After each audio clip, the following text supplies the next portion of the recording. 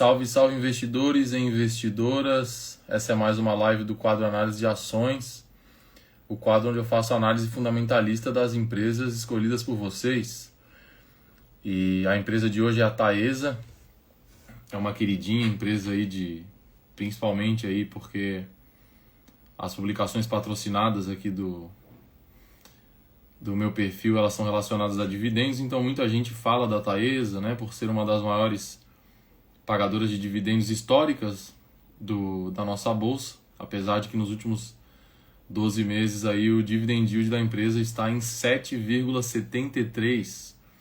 Eu deixei anotado aqui alguns pontos para a gente falar, e que esse dividend yield, apesar de 7,73 ser acima da média das empresas do Ibovespa, né, que atualmente está em torno ali de 6%, o que também é incomum. Normalmente o Ibovespa paga menos dividendos, mas como teve todo aquele problema lá da taxação dos dividendos, que entrou em efeito esse ano, no ano passado muitas empresas elas anteciparam o pagamento de dividendos, então isso aumentou o dividend yield do Ibovespa, tá?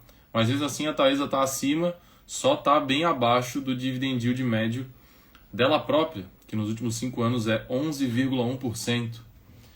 Tá? Vou trazer outros dados aqui bem legais da Taesa para responder as perguntas que vocês mandaram, né, no direct e na caixinha ali, que eu separei algumas para responder durante a live, outras no final. Será que ainda vale a pena investir em Taesa? Será que é hora de vender?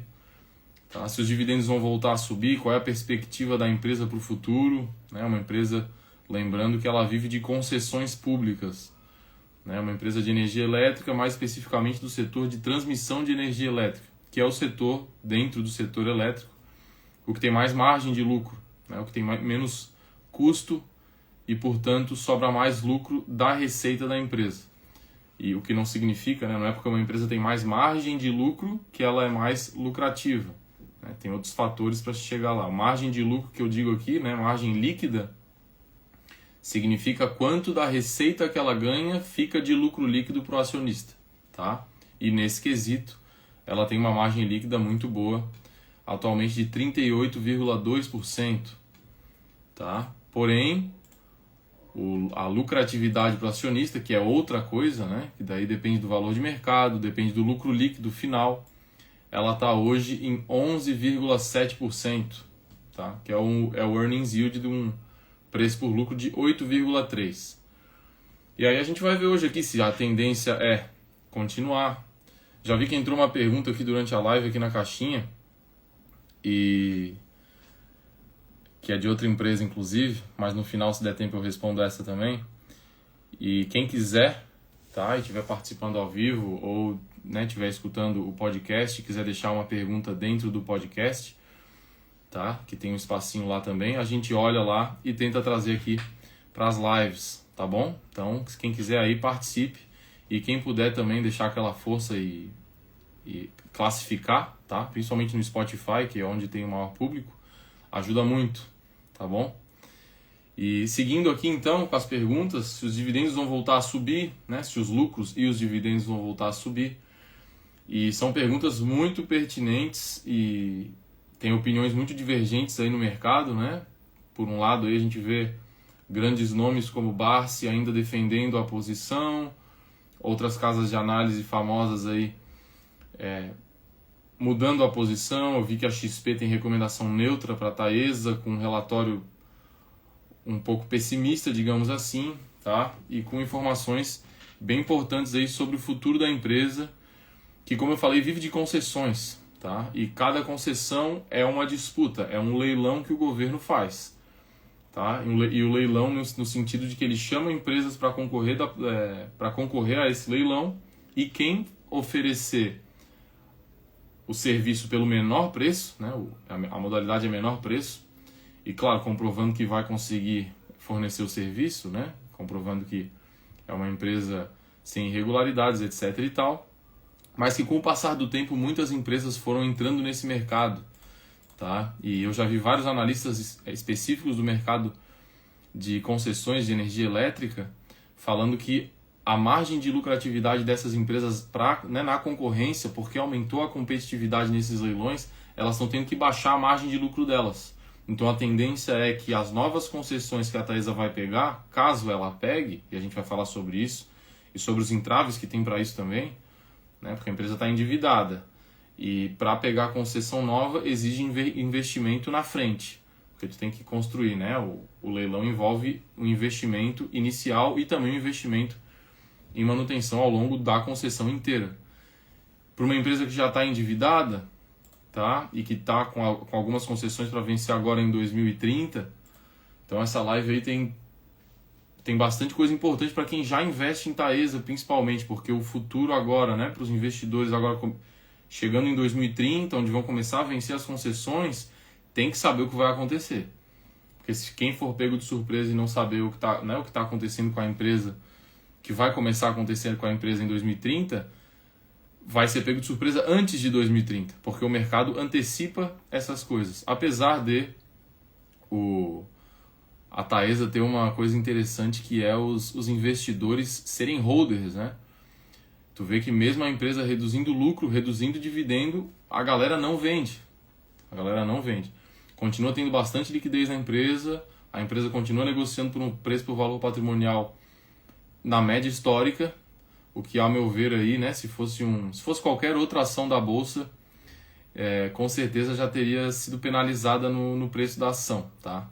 Mas como a Taesa paga dividendo e a característica dos investidores é de eles serem holders, né, de eles segurarem para o longo prazo, muitos acabam reinvestindo os dividendos e sustentando esse preço de longo prazo. Tá? O Bruno comentou aqui exatamente. O interessante é que a Taesa é somente transmissão e não distribuição. Melhor margem, exatamente. O setor de transmissão de energia elétrica tem melhor margem de lucro quando comparado com o setor de distribuição. E geração também, né? Que são os 3 setores de energia elétrica. Um resumo da empresa, que é a base para a gente fazer toda a análise, né? Fundamentalista, que é como se investe com segurança em ações e em fundos imobiliários e em qualquer classe de ativos, mas só porque se fala muito de análise fundamentalista aplicada a ações. Tá? Mas a análise fundamentalista, na verdade, é analisar ativos com base em fundamentos que fazem sentido lógico e estatístico. Tá certo? E aí, para analisar fundamentalisticamente empresas da Bolsa, a gente tem que saber o valor de mercado, que é o valor que a gente paga para se tornar sócio da empresa. Então, no caso da Taesa aqui, apesar da cotação de cada cota, o valor de cada cota ser 41,51, o que importa para a análise é porque esse número varia de acordo com o número de cotas. Então, não dá para tu tomar nenhuma decisão sabendo, a Taesa tem uma cotação de 41,51. Então, ela vale mais do que outra empresa que tem uma cotação de 20 e pouco, por exemplo, o que não é verdade. Por isso que a gente tem que sempre ir no valor de mercado. Tá? Que no caso da Taesa é 14,3 bi. Pegando outra aqui que tem um valor de mercado maior, por exemplo, o Banco do Brasil. A cotação, o valor de cada cota é 24,33, mas o valor de mercado é 139 bi. Tá bom? Só para reforçar esse ponto básico aí que muito iniciante acaba esquecendo, tá? Então sempre vá no valor de mercado e é com base dali que a gente vai ver se vale a pena ou não vale a pena comprar a empresa com base no valor de mercado. E aí comparando dívida, lucro, né? Receita, lucro operacional, valor patrimonial, entre outras coisas que a gente vai falar hoje aqui. Então beleza, o valor de mercado é 14,3 bi, a receita dos últimos 12 meses é 4,5 bilhões. Eu trouxe aqui também, eu vou narrando durante a live aqui, porque eu vou mostrar dentro do Relações com Investidores da Taesa, tem, inclusive é um ponto positivo da empresa, né? Tem vários gráficos aqui de endividamento, tem uma tabela sobre as concessões que eu trouxe para o Excel aqui para mostrar para vocês a situação preocupante da Taesa, dos vencimentos aí nos próximos anos, tá? E que vão impactar a lucratividade e, consequentemente, os dividendos para quem é investidor de longo prazo aí em Taesa. Tá? E dessa receita de 4,5 bi, teve um lucro líquido de 1,7 bi. Tá? E a margem líquida é justamente isso, né? A margem de lucro líquido é justamente isso. É o lucro líquido dividido pela receita líquida, que no caso dá 38%, o que é muito bom.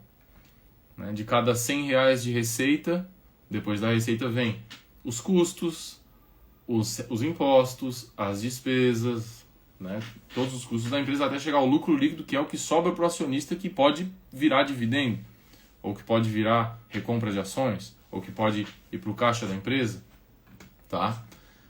Mas o lucro líquido é o resultado final e, no caso, a margem de lucro líquido aqui, 38% da Taesa, é muito boa. Porém, vem sendo reduzida, tá? Conforme vai passando o tempo também as concessões vão se reajustando, vão tendo renegociações, a competição está aumentando, tá? E passou o tempo, né? Eu lembro lá em 2015, quando eu acompanhava, né, já invisto desde os 19 anos, então faz 16 anos. 16 anos, desde 2010.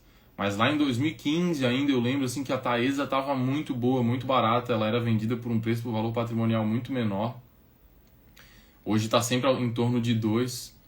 E as concessões estavam todas no início. Era muito mais fácil tu fazer cálculo e saber que a Taesa valia muito a pena, sabe? Enquanto que hoje a gente já vê aqui que a taxa de lucratividade da empresa em 11,76, né, que aí sim é o lucro líquido dividido pelo valor de mercado, né, o earnings yield, está abaixo da Selic, está abaixo dos pré-fixados, e com uma perspectiva das concessões vencerem a partir de 2030, a gente não sabe se a Taesa vai conseguir arrematar novas concessões tão lucrativas como essas mais antigas que elas tinham, que inclusive eram indexadas ao IGPM, acabou isso aí, agora é tudo IPCA. Tá? O IPCA é ligado a uma cesta básica de preço, enquanto o IGPM é ligado mais ao câmbio. Então, no longo prazo, tem uma tendência do IGPM ser maior do que o IPCA. Tá bom? Então, as novas concessões, por causa disso, também tendem a remunerar pior as novas empresas. Isso sem falar também da competição que está mais acirrada, né? O mercado hoje está muito mais desenvolvido no Brasil, muito mais do que há 40 anos atrás, quando a Taesa ganhou aquelas concessões iniciais ali, né, que estava no começo, ainda no início da redemocratização do Brasil, né, na década de 90 ali. Tá certo? Então, o preço por lucro de 8,5, que leva um earnings yield de 11,76. Nada de mais, mas também nada de menos. A gente fez a análise da Vale aqui na semana retrasada e a gente viu que o earnings yield da Vale é menor do que 9%, então a Taesa nesse ponto está melhor do que a Vale, mas são empresas completamente diferentes, né? A Vale de uma hora para outra pode aumentar essa lucratividade de uma forma abrupta, enquanto a Taesa está dentro de um setor mais perene, né? Uma concessão, um reajuste. A receita é garantida e os reajustes são baseados em índices de inflação. Tá? Então não vai nem muito mais para cima nem muito mais para baixo, mas no longo prazo, como a gente vai ver aqui, a situação da Taesa vai depender muito de como a gestão vai se comportar aí na gestão de caixa e da competitividade dos leilões. Ou então a empresa vai ter que simplesmente aceitar reduzir, o que também é uma via. É melhor para a Taesa, se ela for ver que as novas concessões elas vão ser ruins em termos de lucratividade, é melhor tu não arrematar. É melhor tu fica com o que tu tem, que está dando uma boa margem de lucro hoje aqui, como tá, deixa as concessões irem acabando, vai pagando tudo em dividendos, é melhor do que ficar arrematando em leilão e dando preço mínimo que não vai conseguir cumprir com né, de acordo com a taxa de lucratividade que a gente tem hoje aqui para os investidores. Tá? E o problema é que muitas vezes isso acaba acontecendo. Então esse é um ponto também para ficar de olho aí quem investe em Taesa, tá? Porque muitas vezes a empresa, a gente não pode esquecer, as empresas, quem gere as empresas não são os investidores. Quem gere as empresas são os diretores, né? Diretor-presidente e os demais, que aí eles são escolhidos pelo conselho de administração da empresa. E as métricas deles, às vezes, têm conflito de interesses porque eles não querem que a empresa tenha menos receita. Por mais que ela diminua a taxa de lucratividade, eles querem que a empresa tenha mais receita, tenha mais poder. E no caso da Taesa aqui, outro ponto que eu trouxe aqui que é importante é quem são os nossos sócios, né? Essa é uma pergunta que todo investidor de ações tem que fazer quando vai comprar qualquer empresa. Né? Tu vai comprar a Petrobras, quem são os teus sócios? O principal sócio é o governo federal. Tá? Então, o Lula é o teu sócio. Hoje em dia, né? O Bolsonaro era o teu sócio há 4 anos atrás. Então tem que... Só sócio bom, né? Meu Deus do céu. Mas enfim,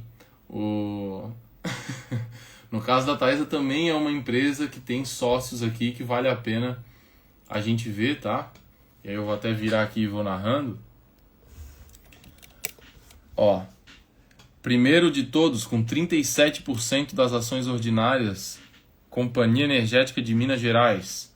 Então aqui, o principal sócio ordinário com direito a voto é uma estatal de estado de Minas Gerais, né, a CEMIG, que inclusive está, né, é uma empresa listada em bolsa e que está sendo gerida de forma eficiente nos últimos tempos, tá? Pode ser até tema de uma outra análise aqui.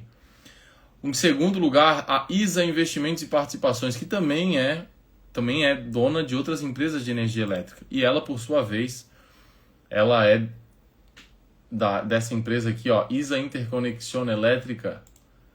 E aí a gente vai abrindo o site Fundamentos, é bom que a gente vai aqui, ó, eles não tem como escapar. E aí a gente vê aqui, ó, Empresa Colombiana de Petróleo, Ecopetrol, e Empresa Pública de Medellín. Então é uma empresa em que mais de 50% dos sócios aqui, né, 37% é da CEMIG e 26% é dessa ISA Investimentos e Participações, que é uma estatal colombiana. Tá bom? E aí a gente também tem que pensar e refletir sobre isso. Os sócios, principalmente na redemocratização, o processo de licitação no Brasil, ele era mais arcaico, tinha menos concorrente, era mais sobre ligações políticas, interesses políticos, enquanto hoje é uma coisa mais capitalista, tá? Apesar do pessoal não achar que não seja tanto assim, tá bom? Mas hoje em dia tem mais competição, mais empresas e mais empresas competindo, que tende a baixar a margem, mais empresas competindo com advogados especialistas para evitar que aconteçam lobbies que eliminem a competição. Então é muito difícil eliminar a competição na licitação, né? Que é uma coisa ilegal, logicamente, né? E as conexões políticas, elas são muito instáveis, elas mudam de ano para ano, quem dirá de 30 anos para cá. Então as concessões que a Taesa conseguiu há 30, 40 anos atrás, e que são muito boas, elas foram fruto das relações políticas e do ambiente econômico e empresarial aqui dentro do setor de concessão de energia elétrica que tinha naquela época. Hoje é completamente diferente. Por isso que eu fico com um pé atrás aí com essas novas concessões que a Taesa pode vir a arrematar aí. Ela já está arrematando pouco, tá? Mas ela arrematou algumas concessões aí, depois eu vou mostrar aqui no site deles. Deixa eu já abrir aqui, ó, concessões. Quem quiser entrar no Taesa RI no Google, se for ali em A Taesa tem concessões e ali tem uma lista, tá? Com todas as concessões que a Taesa tem. E dá para exportar para Excel e tu vê a porcentagem aqui que eu já fiz e vou falar logo em seguida aqui. A porcentagem de concessões que vão vencer nos próximos anos, nos próximos 5 anos e nos próximos 10 anos. E também a quantidade de concessões que ela levou nos últimos tempos, tá? Que foram basicamente 1, 2, 3, 4, 5. Aí desde 2020 para cá ela levou 5 concessões, sendo que as 5 juntas não dão o valor de receita anual que a Novatrans dá para a Taesa hoje em dia. A Novatrans é a maior concessão da Taesa, ela é reajustada pelo IGPM e ela vai vencer em 2030. Então todas as concessões que a Taesa fez de 2020 para cá não são suficientes para substituir a receita que a Taesa recebe da Novatrans, tá? A Novatrans e a TSN, né, são as duas concessões de transmissão que a Taesa tem, que juntas só essas duas já respondem por 25% quase da receita da Taesa, e as duas vão vencer em 2030. Tá bom? Bem importante. Quem é investidor de Taesa tem que entrar aqui nesse site e ver isso aqui, e chegando mais perto ali, lembrar que o mercado antecipa. Tá bom? Então quem ficar por último aí, ali perto de 2030, que não é uma coisa muito urgente ainda, né? Mas quem ficar ali para perto de 2029, vai o negócio, se a Taesa não der sinais claros que vai conseguir novas concessões ou que vai reduzir custo e vai se tornar mais lucrativa, vai ficar alguém no final para pagar a luz, porque vai ter uma queda, não vai sustentar esse valor aqui de mercado de 14 bi. Não com a receita caindo ali caindo em 25% em um ano, basicamente vai ser isso.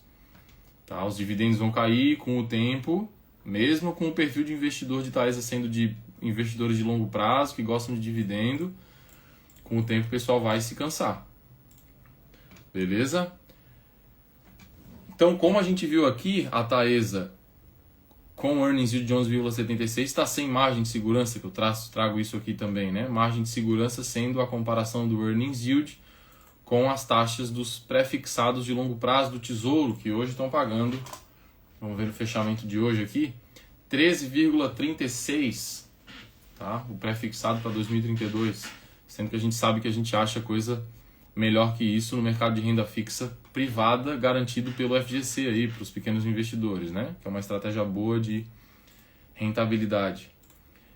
E, para piorar a situação, né, dessa perda de receita da Taesa aí, com as concessões chegando ao fim, tem o endividamento da empresa. Aí eu vou virar a câmera novamente aqui para mostrar o gráfico da dívida líquida da empresa. Então a gente vê aqui, ó, que em 2018 a dívida líquida da empresa era 2,4 bi. Enquanto que agora, né, considerando o resultado do terceiro trimestre de 2025, porque o do último trimestre ainda não saiu, o endividamento da Taesa já está em 1,2 bilhões. Tá? 1,2 bilhões. Sendo que... Cadê? 1,2 não, 12. Bota um zero a mais aí em tudo que eu falei. Exato, 12 bi. E o primeiro ali que eu falei de 2018 é 2,4 bi. Exatamente, não faria sentido, né? A empresa tem 14,3 bi de valor de mercado. Tá? E ela está bem endividada. O patrimônio líquido da empresa é 7,6 bi.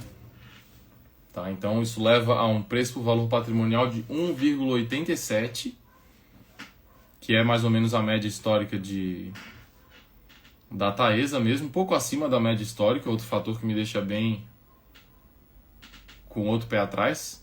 Então já os dois pés atrás. A gente pode ver o preço por valor patrimonial histórico aqui no Status Invest, ó. A gente vem no PVP aqui, ó, e clica nesse símbolo de gráfico na direita. E aí a gente vê aqui que a média histórica da Taesa, olha como é que era aqui em 2015, ó, 2014, era 1,4, 1,5, 1,3. E a partir de 2019 ali, com a bolsa, né, no governo Bolsonaro, com o Paulo Guedes na economia, a bolsa teve um ganho muito grande de novos investidores, veio uma liquidez muito grande. E os investidores nacionais, eles tiveram uma preferência clara por empresas de dividendos. Isso elevou o preço médio da Taesa. Então nunca mais voltou aqui, ó, mesmo com a dívida crescendo e o lucro se mantendo estável, né? Se a dívida crescesse e o lucro crescesse também, tudo bem, mas a gente pode ver aqui que, ó, o lucro está andando aí de lado desde 2020, enquanto a dívida não parou de subir. Tá? O que é um ponto negativo aí.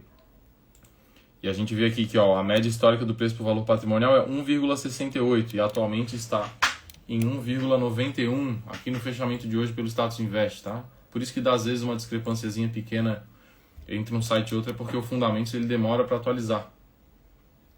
Beleza? Mas está em torno de 1,9, sendo que a média histórica é 1,6, 1,7. Então está um pouco caro nesse aspecto aí também. Né? No indicador fundamentalista, preço por valor patrimonial, que nada mais é do que o valor de mercado dividido pelo patrimônio líquido da empresa. Tá bom? Quanto menor é esse indicador, melhor, porque significa que menos a gente está pagando pelo patrimônio líquido da empresa, para se tornar sócio do patrimônio da empresa, patrimônio esse que tem uma atividade geradora de lucros, de receita e lucros ali, que no caso da Taesa é o serviço de transmissão de energia elétrica. Quem é dono da Taesa? Já falei, estatal CEMIG e estatal colombiana. Os interesses políticos eles mudam com o passar do tempo, as conexões mudam. Naquela época a Taesa conseguiu ótimas concessões, as últimas concessões da Taesa não estão vindo tão boas assim, a de nenhuma empresa de energia elétrica no Brasil. Tá? As licitações, os leilões no Brasil estão mais eficientes. Tá? As empresas ainda estão levando lucro, mas elas estão tendo que oferecer um serviço mais eficiente, ou então vêm as outras competidoras e oferecem um lance menor. Tá? A competição é boa No final das contas, quem ganha com isso somos, né, somos todos os brasileiros.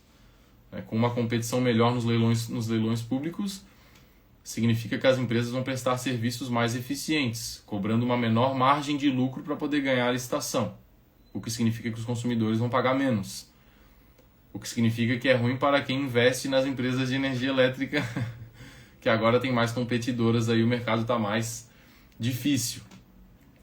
Evolução dos lucros, falei aqui dos lucros de lado nos últimos 5 anos, enquanto isso a dívida crescendo bastante. Tá? Eu falei da dívida em termos absolutos, né? 12 bi, mas a gente vê aqui em termos de indicador fundamentalista, a dívida líquida sobre o EBITDA, que é um indicador fundamentalista bem importante, e que o limite, né? Não o limite, né? Não é uma coisa para... Nada da análise fundamentalista é tão preto no branco assim. Tá? A não ser prejuízo, a não ser patrimônio líquido negativo, que são situações extremas que realmente são sinais vermelhos para investir, na minha opinião. Agora, a dívida líquida sobre EBITDA não significa que porque tem uma dívida sobre EBITDA de 4,1, que é o caso da Taesa aqui, que ela seja uma empresa ruim para se investir. Não é só por isso. Mas todos esses fatores que eu estou trazendo em conjunto, né? Que isso sim é análise fundamentalista, é analisar todos os fundamentos. A dívida líquida sobre EBITDA é apenas um. Quem são os sócios é outro fundamento. A análise dos lucros é outro fundamento. A análise das concessões e dos vencimentos é outro fundamento. Tá? Só lembrando para ninguém confundir análise fundamentalista com nada simplista. Tá? É uma análise que é simples, mas ela não é simplista no sentido de que é só ver uma coisinha para se está acima desse indicador é sim, se está abaixo é não. Não. É um conjunto de ideias, um conjunto de análise de fundamentos ali. Tá? Então a dívida líquida sobre EBITDA em 4,1 é alta. É alta. É mais um fator negativo. Por quê? Porque a empresa de energia elétrica que quer ganhar concessão, ela tem que ter caixa para fazer um investimento na frente nas concessões que ela vai ganhar do poder público. E aí com ela com bastante dívida e com a taxa de juros em 15%, uma taxa bem alta, se ela quiser ganhar uma concessão e pegar a dívida para iniciar as operações, vai se tornar cada vez mais arriscado. Então tem que tomar cuidado com isso aí também. Mais um fator negativo aí para a Taesa é a evolução da dívida líquida. Preço por valor patrimonial, já falei, 1,9 acima da média histórica. E agora mostrar as concessões no site. Eu já mostrei onde é que fica aqui no site, eu vou trazer direto na planilha, porque eu fiz um somatório aqui. E para mostrar o percentual que vai vencer aqui primeiro em 2030, que é o primeiro, eu vou fazer aqui já vou virar aqui. Então, ó, tô aqui na boa e velha planilha de Excel. Isso aqui da direita que tá esse valor aqui, ó, 2,4 bilhões, é o somatório de todas dessas em torno de 20 concessões que vão vencer até março de 2035. Então tá 10 anos aí para o investidor ficar de olho. Então, em 10 anos, 55,23% da receita anual permitida vai embora. Tá? E só vai ter receita para trocar isso caso a Taesa consiga arrematar e dar ofertas vencedoras nos leilões das concessões públicas. Agora vamos pegar de 2030 aqui. Então, ó, legal aqui, ó, é mais do que eu imaginava. Então, em 2030, a Taesa vai perder 28,36% de toda a receita anual permitida que ela tem. Isso é da receita. Receita.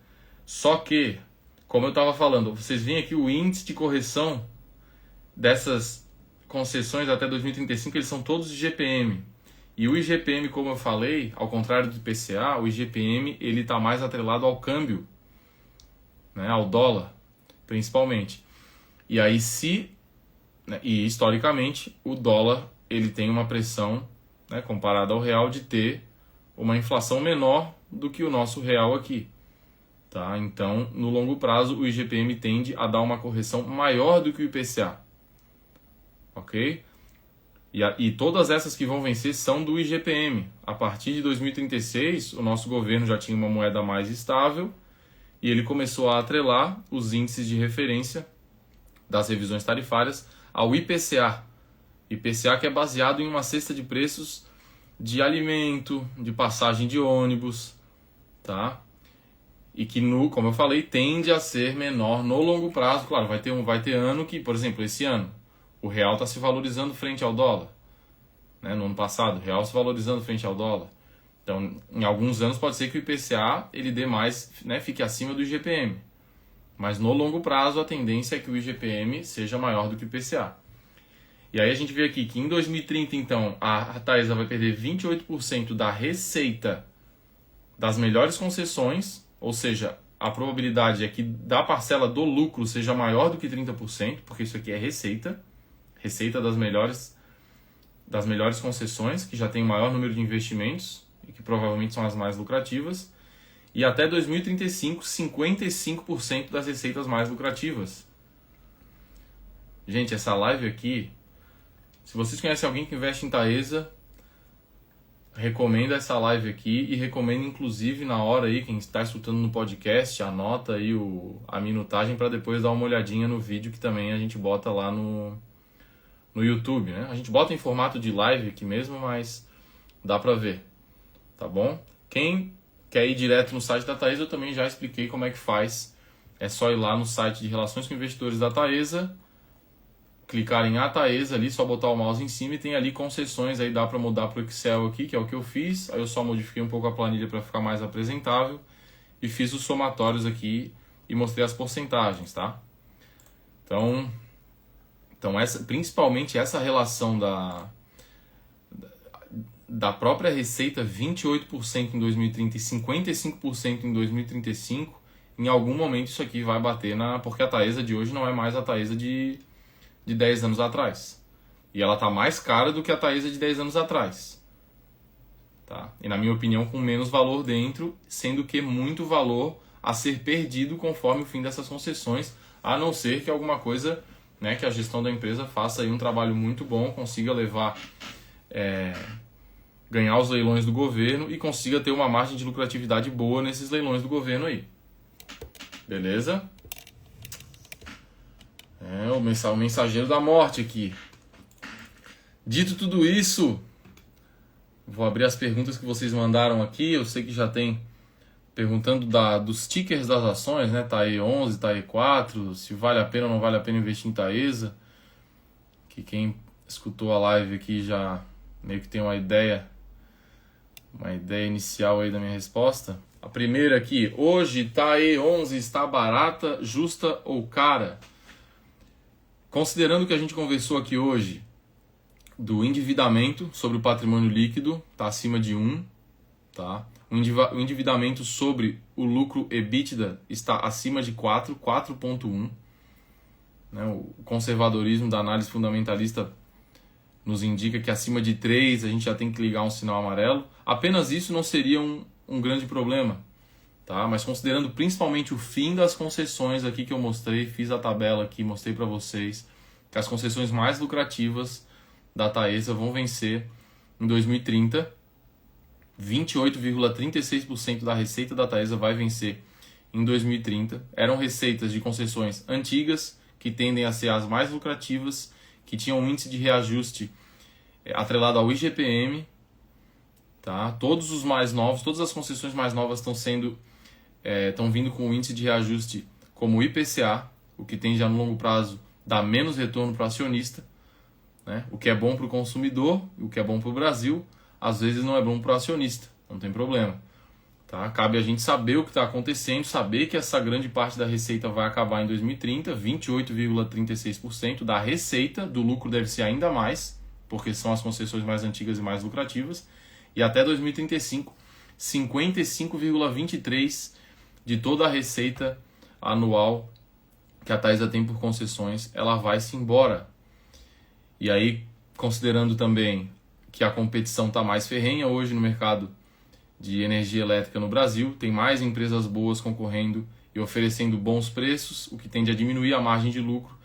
Então, mesmo a Taesa arrematando e conseguindo vencer os leilões, eu acho difícil que ela consiga manter a taxa de lucratividade para justificar esse preço. Então, considerando tudo isso, a minha conclusão final é que a Taesa hoje, para mim, ela tá cara, tá? Considerando também o índice preço por valor patrimonial, que a gente viu que está acima da média histórica, sendo que em 2015 estava mais barato, sendo que era muito mais lucrativa. Agora a empresa é menos lucrativa e está mais cara sobre o patrimônio, sendo que é uma empresa de energia elétrica, que é fácil fazer conta sobre o patrimônio. Então, na minha opinião, a Taesa está cara. TAE 11 ou TAE 4, qual a diferença? Essa é uma dúvida comum de investidor iniciante, né, relacionada aos números nos tickers das ações. E a principal diferença é o número 11, ele se refere a units, e units é a junção de ordinárias e preferenciais, sendo que as ordinárias usam o número 3, a Taesa também tem TAE 3, só não é muito negociada, porque os acionistas ordinários não ficam negociando essas ações no mercado, né? Como eu mostrei ali, os principais acionistas ordinários são CEMIG e ISA, que é uma empresa colombiana de energia, tá? Com aproximadamente 60% do capital dessas duas empresas estatais, tá bom? E as mais negociadas da Taesa são justamente a TAE 11, que são as units, composta por ordinária e preferencial, e a TAE 4, que é simplesmente a preferencial, tá? Então, número 11, units, é a junção de ordinárias e preferenciais para aumentar a liquidez e concentrar os negócios. Tanto é que na Taesa, a TAE 11, ela tem 85 milhões de negócios diários, enquanto a TAE 4 tem menos de 2 milhões. Tá? Então, quem vai investir em Taesa, faça pela TAE 11, que é mais negociada, e tem todos os direitos da TAE 4. Tá? Enquanto a TAE 4 é a preferencial, e quando é o número 4, são ações preferenciais. Existem empresas que fazem diferenciação, né, nas normativas internas, no regimento da própria empresa, de às vezes prever uma preferência no recebimento de dividendos. A Petrobras fazia isso, por exemplo. Tá? Algumas empresas fazem isso. E tem alguns outros números também que às vezes aparecem. O número 5, a Copel, que é o motor de energia elétrica, tinha, né, negociava CPLE 6, CPLE 5, que aí são preferenciais classe A, classe B, classe C, que às vezes eles emitem ações novas de outras classes assim para prever algum tipo de preferência no recebimento de dividendos para conseguir mais capital, né? Quando uma empresa emite ações, ela está buscando levantar capital. E aí ela pode fazer isso via ordinárias de classe A, classe B, e às vezes para atrair mais investidores, elas emitem com mais benefícios para novas emissões. Então, por isso, às vezes pode aparecer o número 5 e o número 6, tá bom? Mas o principal é 3 ordinárias, 4 preferenciais e 11, que são as units, que nada mais é do que a união de ordinárias e preferenciais. Qual o primeiro investimento para iniciantes? O primeiro investimento para iniciantes, logicamente, não são ações, né? Apesar de esse ser o foco principal aqui do quadro. Tá? O primeiro investimento para iniciantes é o título do Tesouro Direto, Tesouro Selic.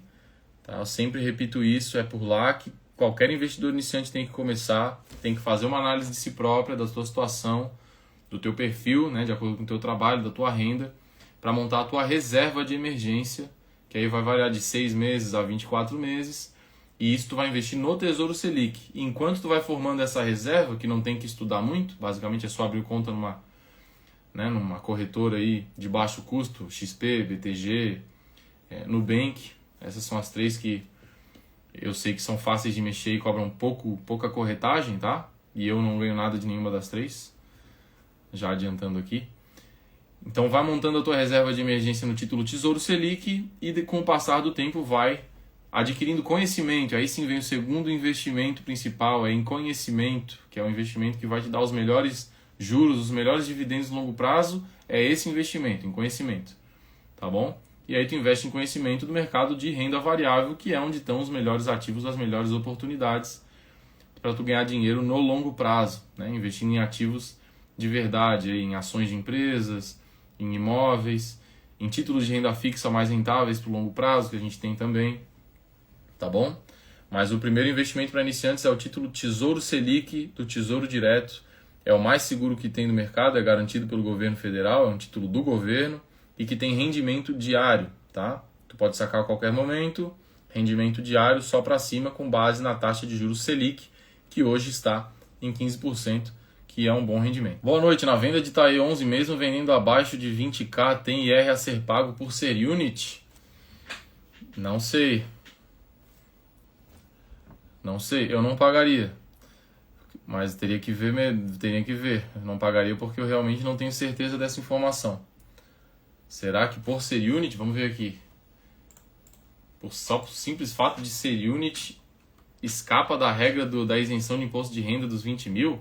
Deixa eu perguntar pro Gemini aqui, ao vivo, ao vivaço.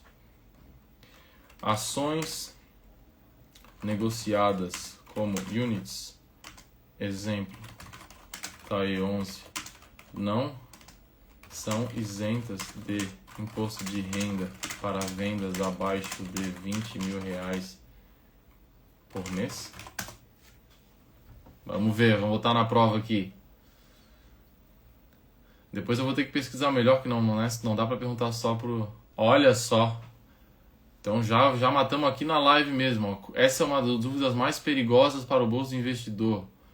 E a resposta da curta é: cuidado, a Receita Federal tem um entendimento rigoroso de que as units não são ações e, portanto, não tem direito à isenção dos 20 mil.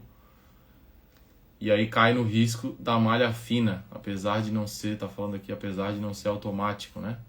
Cai no risco de tu cair na malha fina. Então essa informação de última hora aí, do João Milani, é aluno, muito bem. Não podia, claro, né? Os alunos é que vem com tudo aí.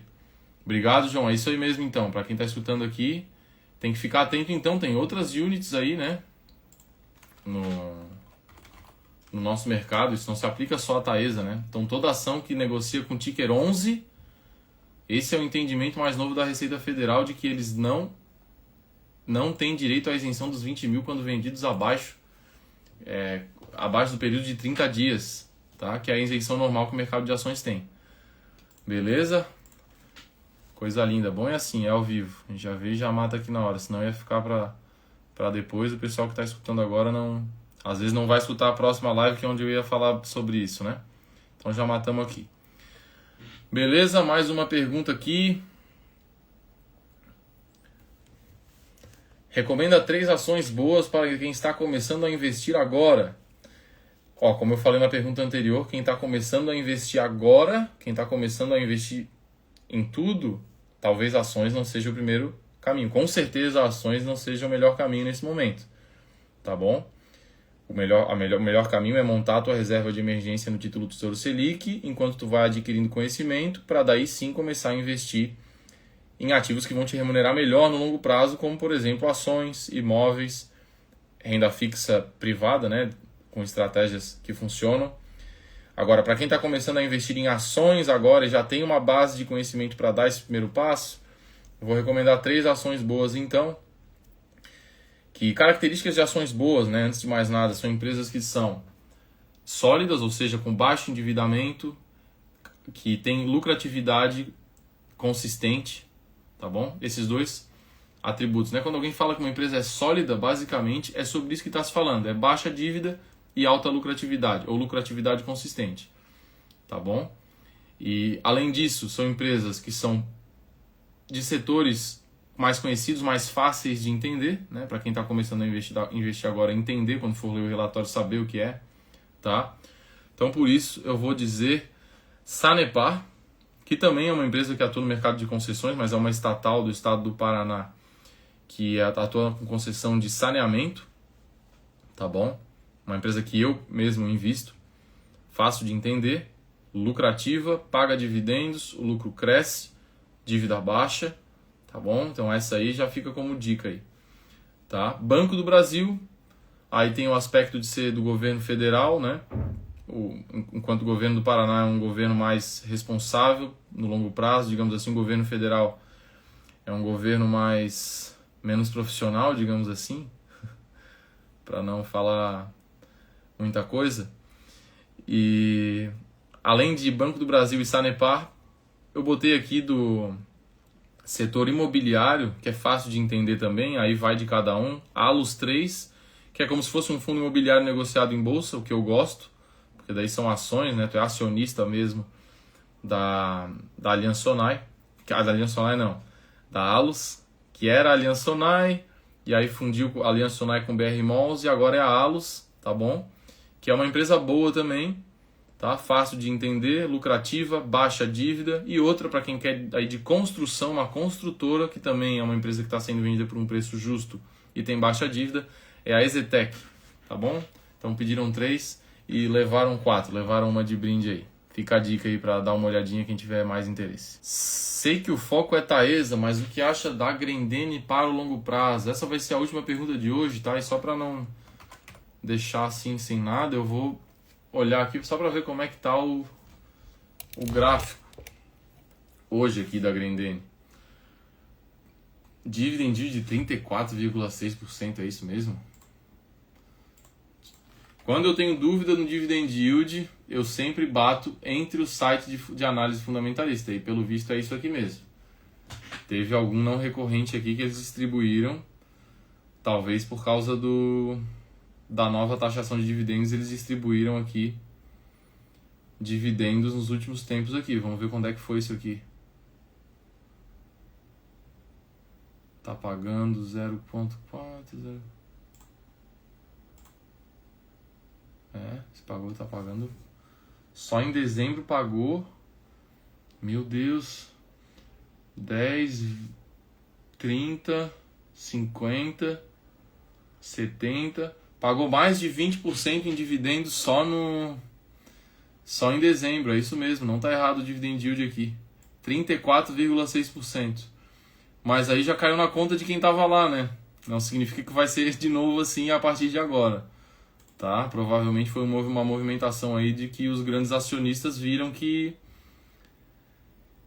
iam ser taxados, né, a partir desse ano, e em dezembro soltaram os dividendos ali da empresa para não ser taxados, né, para não tomar a taxação de 10%. Porque quem tem muito dinheiro, conforme vocês sabem, agora quem recebe mais de 50 mil mensais em dividendos paga 10% em dividendos, tá? O que é uma abocanhada bem grande.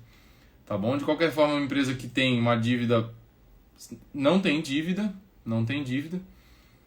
tá? É uma empresa bem antiga já também, que eu sei, a Grendene é antiga, e está sendo vendida por indicadores fundamentalistas baratos aqui, tá?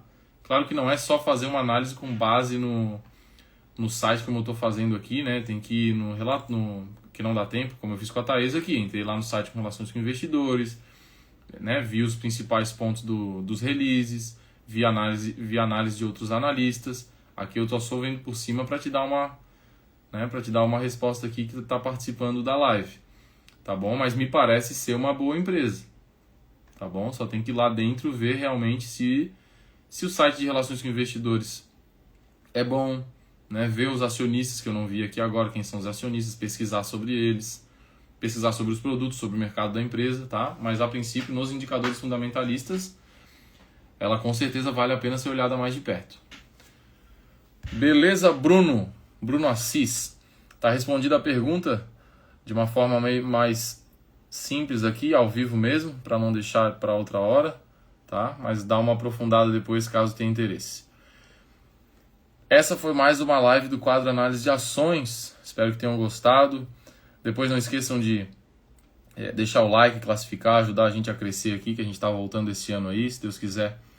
Vamos ficar o ano todo aí produzindo conteúdo, sempre ensinando a investir com base nos ensinamentos dos maiores investidores de todos os tempos, né? Dos investidores fundamentalistas, que é assim que se investe com segurança, é assim que se constrói um bom patrimônio no longo prazo. Obrigado a quem participou, um abraço e até a próxima. Valeu!